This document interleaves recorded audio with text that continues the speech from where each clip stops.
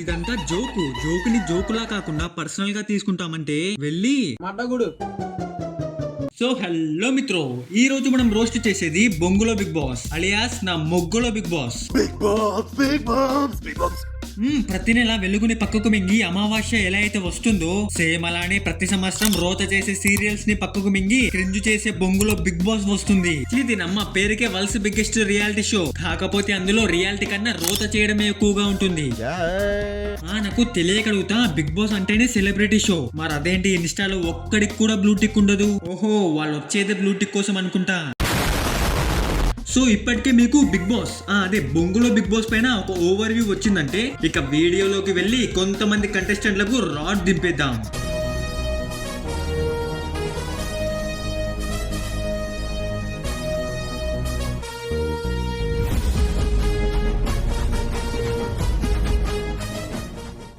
అందరికీ కారం నమస్కారం. మనం ముందుగా మాట్లాడుకునే కంటెస్టెంట్ ఆర్జీవి శిశురాలు. అడల్ట్ జోక్స్ అంటే అసూయపడే అమాయకురాలు. ఒకానొక టైంలో ఇది ఫ్యామిలీ షోవా లేదా ప్రైవేట్ షోవా అని కన్ఫ్యూజ్ చేసిన మహానీయురాలు. ఇంకెవరో కాదు, నన్ అదర్ దాన్ సోనియా అక్క. స్టవ్ లో మంట రావాలంటే ముందు సిలిండర్ లో నుంచి గ్యాస్ రావాలి. మరి మన బిగ్ బాస్ కంటెస్టెంట్లు బాగుపడాలంటే మన సోనియా అక్క గైడెన్స్ కావాలి. అవసరం నా గైడెన్స్ నీలాంటి ఎవడో 7 అడుగులు వేయకుండానే 7 కొండలు ఎక్కేసాను అనుకున్నాడంట.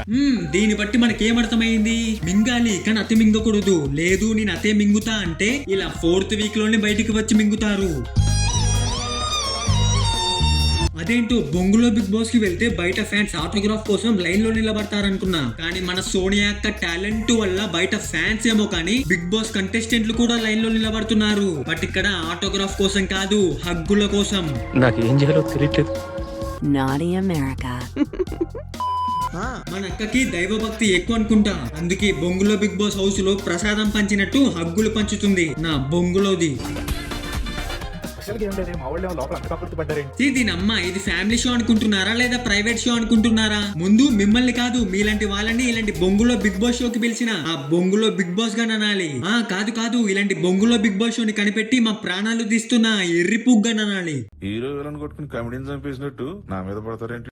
అండ్ నెక్స్ట్ మనం మాట్లాడుకునే contestant Manikanta.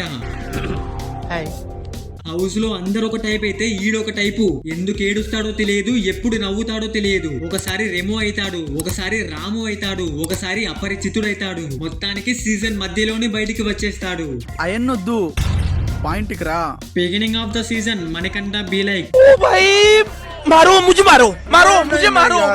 Middle of the season Manikanta be like एकदम इन्होंने वक्त बदल दिया, जज्बात बदल दिए, जिंदगी बदल. Till middle of the season Manikanta be like నేను పోతాను, నాకు ఇది వద్దన్నయ్య, నేను పోతాను. నువ్వు అర్థం రాదు ఏడుతున్నావు. మనోడి గురించి 4 ముక్కల్లో చెప్పాలంటే కోపం వస్తే నెత్తిపైన విగ్గు తీస్తాడు, బాధ అయితే ఫీమేల్ కంటెస్టెంట్లతో హగ్గులు తీసుకుంటాడు. వీడు తేడాగార్రా అని పక్కకు పెడితే నన్నెవరు పట్టించుకుంటలేరు అని కంప్లైంట్ చేస్తాడు. పోనీలే పాపం అని దగ్గరకు తీసుకుంటే నాకు చిరాకు లేస్తుంది, పక్కకు మింగేయండి అని చిరాకు పడతాడు. This is called the third stage of fairy puktanam. And last మనం మాట్లాడుకోబోయే కంటెస్టెంట్ బీబక్క.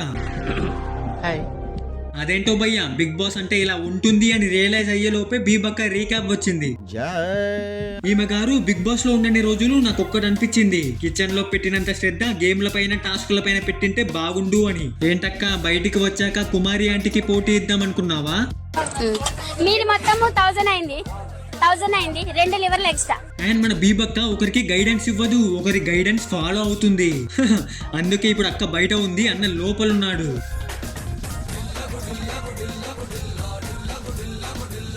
సో ఇది మా వాసి ఈరోజు వీడియో ఎలా ఉందో కమెంట్ చేయండి. అండ్ వీడియో నచ్చితే లైక్ చేయండి, షేర్ చేయండి, ఛానల్ ని సబ్స్క్రైబ్ చేయండి. జై హింద్.